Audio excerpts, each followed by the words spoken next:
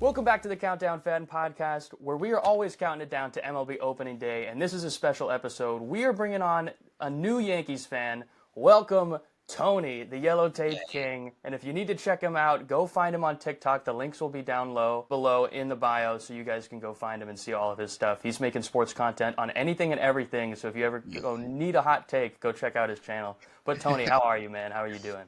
Hey, man, I'm good. Hey, I want to say something. That was like my first intro on like another podcast. I felt like I could have sent one over the wall. You know what I'm saying? I felt like that was the moment I could have called my own shot right there, man. I appreciate that.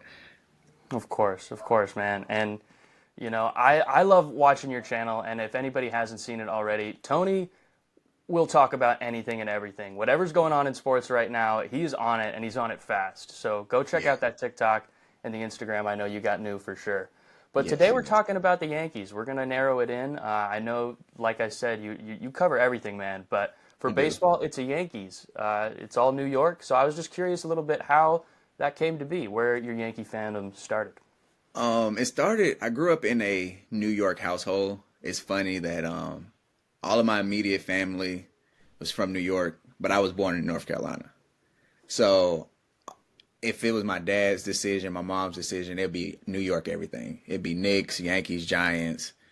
I don't even watch hockey, but I'll probably have to cheer for the Rangers. You know what I'm saying?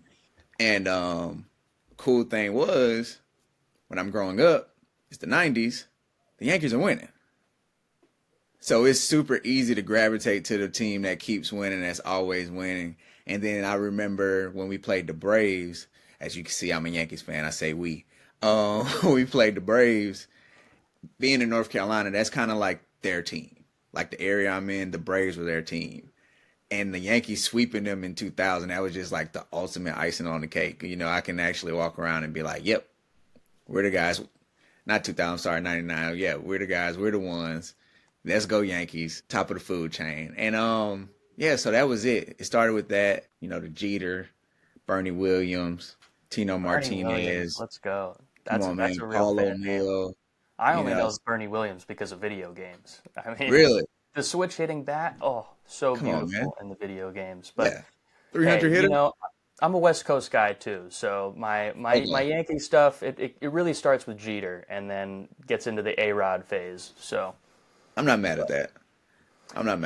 I like A-Rod more than my dad will ever like A-Rod. You know, you make all that money, you come like after the Core 4 era, you're expecting to win a lot more championships than just one. But shout out to A-Rod, man.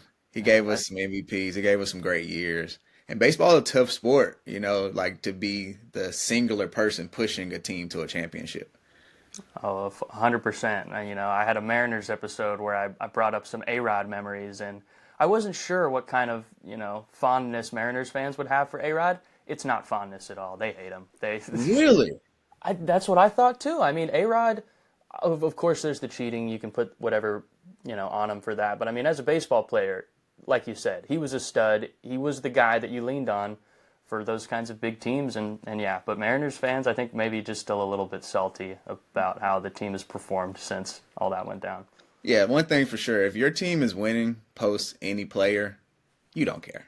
Whole lot easier to get over it after that, for sure. Yeah. I got to imagine Red Sox fans are just starting now to get over that hump for the Mookie Betts now that everything seems to be going their way again. You know, I listen to Bill Simmons' podcast. He's a Red Sox fan. Nope. Not Still hate it. Still upset about it. Oh, don't understand it. I saw a Red Sox fan at a Dodgers-Mets playoff game. He was there with a few of his buddies.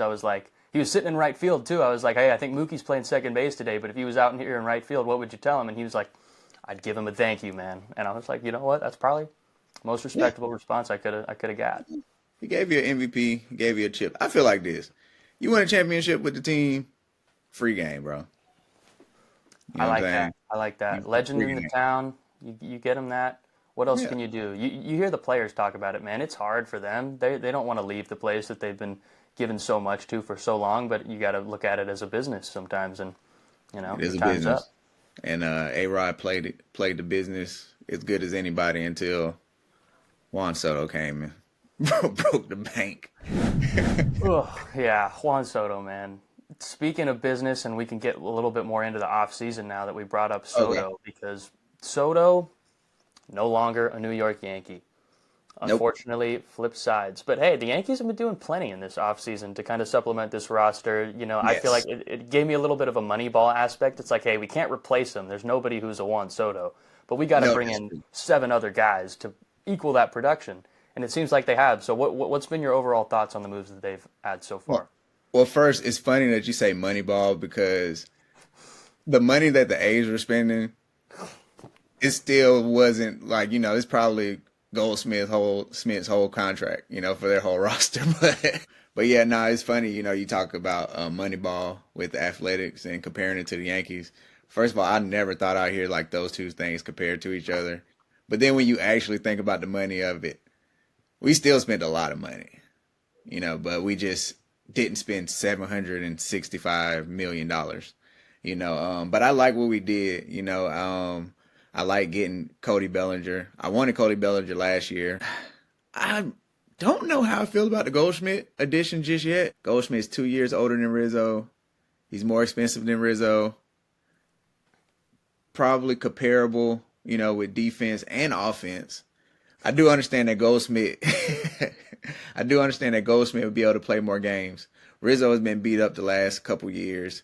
He didn't play the last half of the year up until the playoffs. If Goldsmith can give us 145 games, then I'll probably be more happy about it. But until then, I don't really see the upward motion in that. It looks more like a lateral move. You know what I'm Yeah. saying?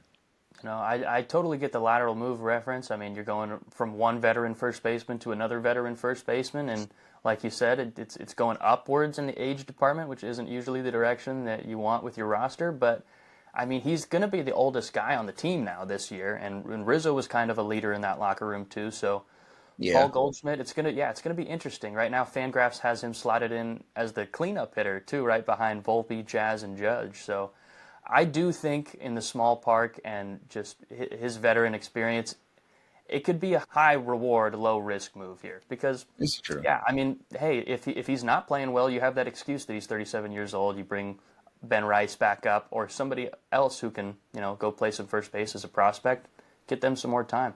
So Yeah. And I like the move for now. yeah, and look, it's a 1 year deal. I talked to I talked to my cousin who's a Yankees fan, and he'll tell you he's just holding Vladimir Guerrero Jr. spot. I You like know, that. I like thinking I, long term there. You know, I love it. That's old school Yankees. We're buying this thing. But we'll see. Um, it could definitely be in the picture. I've been seeing the rumors that Bo Bichette may be set to leave after this next season, and then that whole timeline goes out the window if you lose Vlad or Bichette for the Blue and Jays. it's crazy to think that they have so much talent and they just continue to underachieve. Yeah, I mean, I It's think just- that gets us in perfectly to kind of this next segment I wanted to get in with you is All kind of right. ranking the current AL East. We're not all the way done with the offseason, but a lot of the moves that are going to be made have been made already. And these Yeah. teams are looking for their last few pieces, if that, to send them into 2025, with what they're looking for. So the Yankees, man, I mean, just going team by team, they got to have the advantage in the lineup and rotation department in the AL East. There's really no competition, especially with the new additions of Bellinger, and if Jason Dominguez and Volpe are able to, really be That lead. contributors. Oh man, it's going to be gross, especially. And I didn't even get to Devin Williams yet. The pen is getting bolstered. So, Yeah. if in your eyes, who's the number two? Who's the runner up in the AL East? Hold on, real quick though. Yes, no On problem. the Yankees. Yankees. And this is you say I got the hot takes. This is one of them. If the young guys, as in Dominguez, Volpe, take the leap that we expect, and if Loizica stays healthy a full year, I like that arm. most wins in the MLB. I can see it, man. This roster is constructed like it doesn't have any holes. Yeah. The one thing, if I wanted to get real nitpicky on, is the depth, the lineup depth. Because if you get a few of these guys hurt, if Judge goes down, And Bellinger, I think, is a huge X factor too. You're really expecting a lot of production out of him in the 5 hole, and then if any of these guys go down, the depth could be a problem. Obviously, This it's is not true. something you're going to bank on. Yeah, this is true. But to continue on, like with ranking wise, second in the AL East, I have the Baltimore Orioles. All right. And I why is still that? I have a little bit of a different answer, so I'm curious. I just believe in their evolution as a team, as a young organization. So I'm just expecting them to continue to get better. That's really what I'm banking off of. Now, why haven't they signed Santander back? I have no idea. But anybody with 43 home runs, third in MLB, I'm probably trying to keep him in my clubhouse. Yeah, You I know, feel the same way. I think he's going to end up in the AL East regardless. spoiler alert. Spoiler alert, I got him maybe going to the Blue Jays. I think if I'm the Blue Jays, we've heard them that they're still in these Sasaki, talks. So that means Yes. they're trying to compete. Priority one is competing for them. So Yeah. why not? Santander's out there. You brought Yeah. up the Orioles. I don't think they're going to go get him. It seems like they're just going to let their young guys fill the corner outfield spots and see what they can do. And I like that approach, honestly, if I'm the Orioles. But like you said, man, 34 home runs is a lot to give up for nothing. So, Yeah, you can't let that go. But I think Adley Rushman, it seems like the last couple years he's hit a wall and he's realizing catching all year is tough. Like I say, I'm just banking on them being better. So I'm banking on him having more endurance, being more prepared for a season to lead his team. You know what I'm saying? Cowser is going to be better his second year, I'm assuming. You got Gunnar Henderson, somebody who can win the MVP. And young legs in the summer, it pays dividends, man. yes, it does. You know what I'm saying? When you're playing 27 games in 30 days, you want to go with the young guys. And I believe in Baltimore, man. And I believe in their manager. I like their manager. I forgot his name. I don't got it off the top of my head. But I believe in them, man. Yeah, I mean, this roster is crazy. I don't want to ruin the manager's name either, so I'm not even going to try. But cut that part out. uh, I mean, just funny story quickly about Adley Rushman. His sister went to my college, my small D3 college, because their dad and Really? grandpa played football and baseball there, old Ad Rushman. And so he visited one time, and of course I was on the baseball team, so I'm trying to, get out there, try to have a conversation with him. And we end up, the core of us that are with the baseball team going to try to find him, who was hanging out with his sister. He just ends up getting us all drinks at one point. And we're like, oh my gosh, Adley Rushman's getting us drinks. He hands it out. It's like vodka soda. Not that I was pissed, but we all took a drink of it, and we're all like, oh my gosh, we're like, he was setting us up for sure. It was funny. He was like, all right, I got to get these guys off my ass. So I'm gonna give him a fucking vodka tequila soda, some shit like that. Oh, shit. Shout out Adley, man. Shout out God. Adley. I owe him a drink if I can ever get in the same room with him again. But it's going to be a Hey. tequila soda, so he better be ready for that. Hey, pour me what I like, man. Exactly. No. But I mean, just staying on the Orioles a little bit, I think they're going to need a lot of production from their lefty bats, and they're all young. You got Cowser up there. They brought in Tyler O'Neill. I love that signing. He's got a little bit of that kind of old man youth to him, if you want to say. He's one of those old guys who's going to stay in shape for as long as he can, and he's going to hold that to you. He's going to be, For sure. he's going to get that dad strength too, for You sure. think you think Jackson Holiday, you think he becomes full time this year? Full time this year? That's a good question. I would have to say no. I'm Really? high. I'm high on him for sure. I mean, he passes, I think, all of the eye tests. You get any of his statistical numbers, and they look good compared to anybody else's percentiles. So it's tough that I just said all that, and I'm going with no. I mean, it's just kind of a gut feeling for me. I think maybe he takes this year as kind of a platoonish second baseman, and he's able to find his route. I think his ceiling is really, really high, and I think his floor is also pretty high as well. So I really don't see a problem with giving him the run this year. I just don't know if I could see him really, getting into that shape that we all expect so soon. I mean, he's younger than me. Like, that's pretty Yeah. crazy to think about too. And teams like to try and keep control. That as well. Manipulating the service time. Yeah, That's that's a tough one. for baseball to have arguably the best union in all the sports, they dropped the ball on that one. Yeah, there's a lot of guys who've been screwed over by stuff like that in the past. But to kind of contradict your point of the Orioles being number two in the AL East, I had another team kind of sneaking into that picture, and it's not the Don't say it. Rays, it's not the Don't Blue Jays, don't say it. it's the freaking Red Sox, man. This team, we talked about it just briefly yesterday, and I hadn't done the deep dive that I've done now on the Red Sox, and man, I'm kind of in love with this roster. First off, they're going to let the young lineup cook. They're going to throw probably three lefties at the top of the batting order with Duran, Devers, and whoever else. And it's going to be, they have more pitchers than anybody else. They They brought in do. Bueller, Crochet, Sandoval. They got Giolito, Whitlock, Houck, Brian Bayo, Cutter Crawford. Like this is two major league starting rotations on this team that they have right now. And if that depth turns out to be, that might be the X factor in them, really running away with the AL East. So, what's your You, take on the Red Sox going into next year? it's so hard for me to compliment the Red Sox.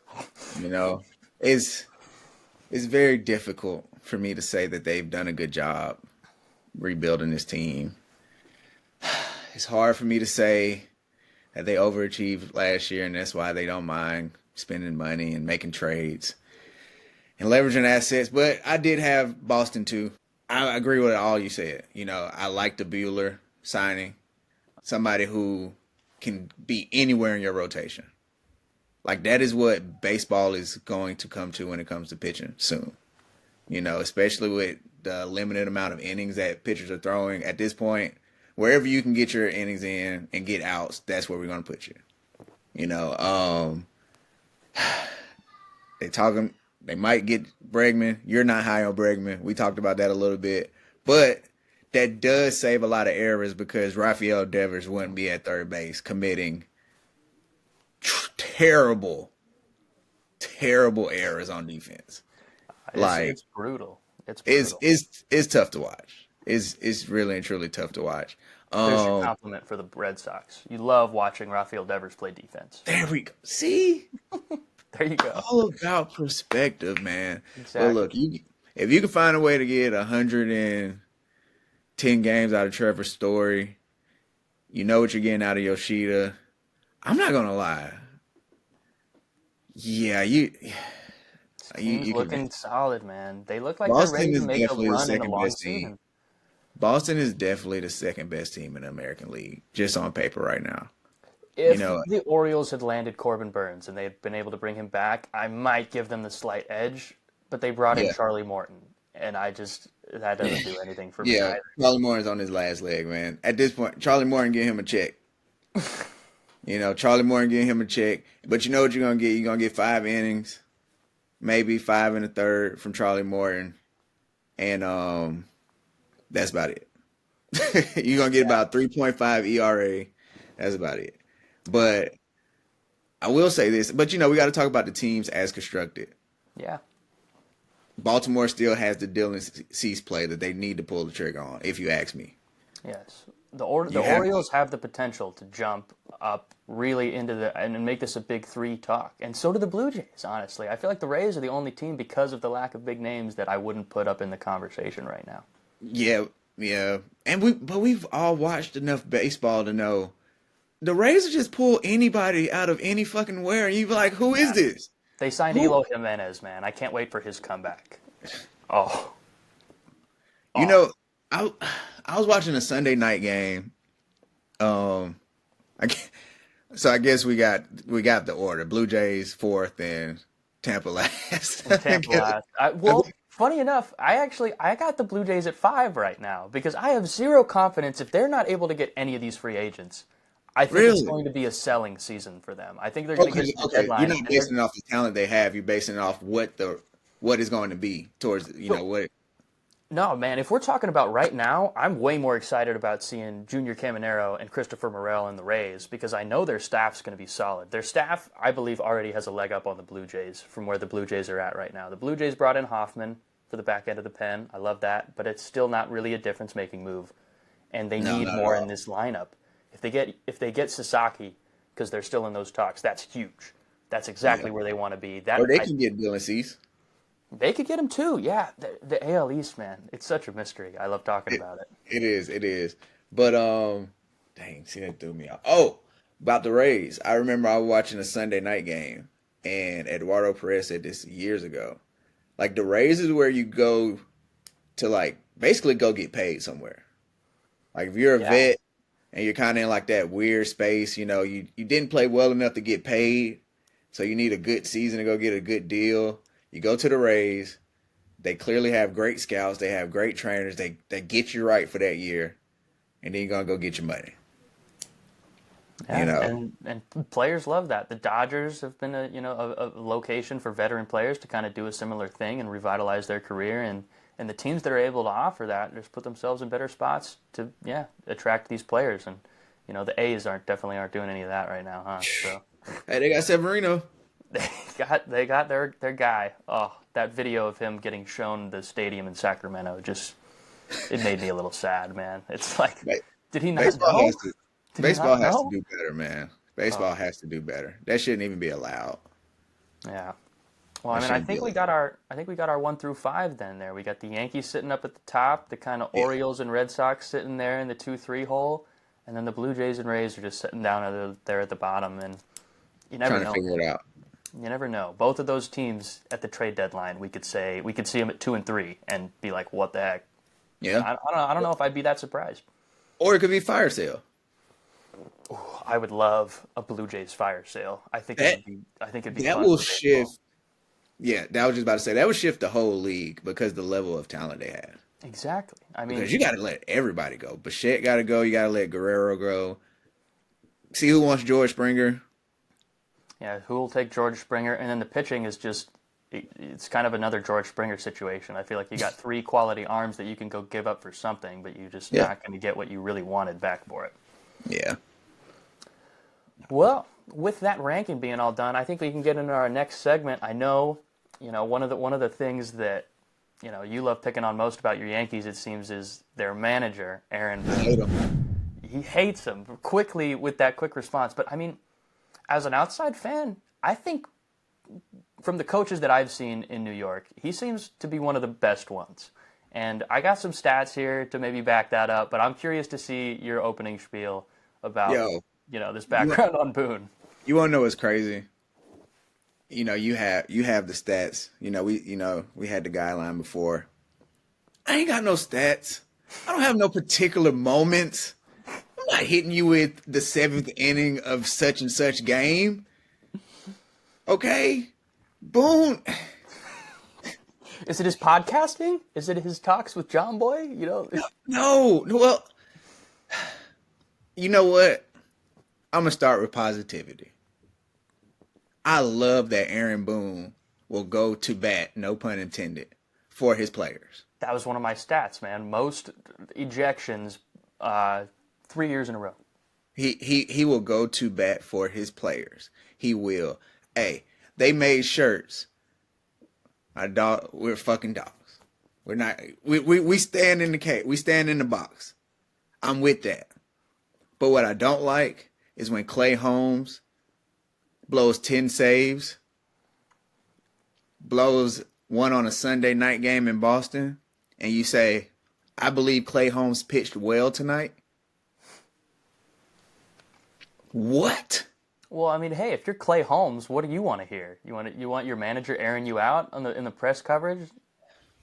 Maybe give a little bit of Pete Fairbanks action that it's there, giving No, your 15 no. seconds of smoke. Well, that's his job to figure out a politically correct way to say that this isn't good enough.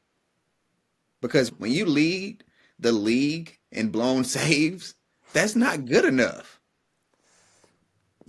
You can't spin that. And I mean, of course, Clay Holmes understood it because he was the person blowing the saves. But as a manager, you have to stop the bleeding. And it took him a long time to go to Luke Weaver. And those kinds of decisions obviously get amplified the most when you're a manager because those are the decisions everyone remembers at the ends of games. It's not who starts the game. It's not who came in as the middle reliever most of the time. It's whoever you're putting in as the guy to go shut the door. And, Unfortunately with Boone and the Yankees, they had what they thought was their guy going into the year, and by the end of the year, he wasn't. So, Yeah. as a former college reliever myself, I absolutely know what that feels like in the pen, and to have the totem pole change throughout the year. But man, the confidence that your manager can give you to go back out there and do it again is unparalleled. And with Boone saying that in the post-game press conference, I know as a former pitcher, that's all I would want to hear. And I would listen to that knowing I sucked, knowing that's what he thought, and knowing he was going out there and saving my ass and trying to bolster some more confidence into me. So, I mean, I totally get where you're coming from as a fan. That's not what you want to hear when a pitcher pitches poorly and you got your manager out there. It's like, no, it wasn't really that bad. I'll throw him out there again, no problem. Like, let's try it. But no, I mean, I love it from a player's coach standpoint, and I really think that's what he is. I love touching on Dave Roberts and that aspect of his coaching, but I really They're very similar, Dave Roberts I think and Boone is similar, man. What other coach is personable enough to go on a podcast once a week with two Yankees guys who probably are going to grill him every week and ask him the questions that he doesn't want to get asked that the media won't too? So. Well, that's New York media though. This is It's true. just 2024, 2025 New York media. I like that take on it too. It's just Honestly, a new way. It's just a new way. And honestly, he's probably, I'm not going to say it's easier, but at least he can articulate his whole thought on a podcast. Definitely. Opposed to all he can do is read the newspaper and is like, dang, they only took this one quote. It's like I spoke for like 25 minutes and New York Times only took this quote. But I think that's huge for managers to have a platform where they're able to go do that and speak to the fans. And obviously, if you're a Yankee team like in 2023, where they're ended up in fourth place in the AL East, the podcast might not be as fun as it is when you're 2024 winning the AL East. So, I think I totally get that. And I think he's had a long leash. Hey, he's been with the team since 2018. Not a lot of coaches can say that. Not a lot of coaches are able to stick around and have success. And maybe that's not a good thing, but hey, man, Big Boss would have fired Aaron Boone 3 times by now. You know what I'm saying? In the old days, 6 years and no World Series championships. Especially when you come from, okay, can we say Joe Girardi wouldn't have won with this roster? Joe Girardi is the Yankee coach that I grew up on because I remember him and Brett Gardner getting mixed up in my head. I hope that's not too bad of a thing to say, but when you had the two white guys bald next to each other, sometimes it gets mixed up. But I mean, he seemed like, I don't want to categorize coaches too much, but he gives off a Bochy vibe to me where, he's going to be consistent the whole time. And, I was a younger baseball fan at that time, so I don't know too many specifics about him, but I know those teams were as professional as it comes, and maybe that's what they need a little bit more of. When you look at a team that's terrible at base running, careless errors, got to protect the pitching. who does that fall on? Of course the players, because the players are out there. And falls on the culture for me. Who should set the culture? And that's I feel like that's the head coach, 100%. So I ain't got no stats, bro. I ain't got no stats. You boiled it down though, for real. Yeah, I ain't got no stats. I ain't got no facts. Because I don't need to pull up his all-time win record. If you're in the league from 2018, you're winning enough to stick around. So but it's what he does when it matters. And he does. It's just, and it's funny because I have a love-hate relationship with Brian Cashman, but Brian Cashman has gave Boone a good enough roster to win enough games to keep his job. And then when you add a all-time hitter like Juan Soto for a year, you go to the World Series. I want to see a game where Aaron Boone makes a call and we be like, wow, we stole a run in the 7th off of that. You don't get that from Aaron Boone. We didn't start sending runners till Jazz Chisholm got there. We was 29th in the league in steals.